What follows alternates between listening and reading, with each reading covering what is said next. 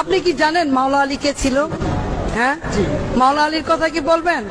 গাদিরে খুম পালন করেন? করেন? হ্যাঁ, আমার আর কোনো কথা নেই।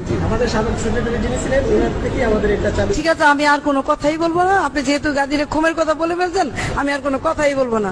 ঠিক আছে, আপনি জ্বালাই যান, ছোট ছোট বাচ্চাদেরও শিখাবেন। এগুলি যদি আমরা সম্মান না করি, ইজ্জত না করি, আমরা বুকে ধারণ করি, আপনি যতই নামাজ আর রোজা আমরা পড়ি না কেন, বেহেশতে হাসরের ময়দানে কিন্তু পার হতে পারবো না।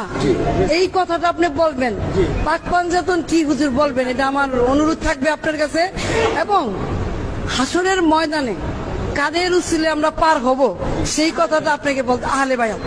এই আহলে বায়াতের কথা আপনি এই অঞ্চলের মানুষকে জানাবেন, কারণ আমরা অনেকে জানি না।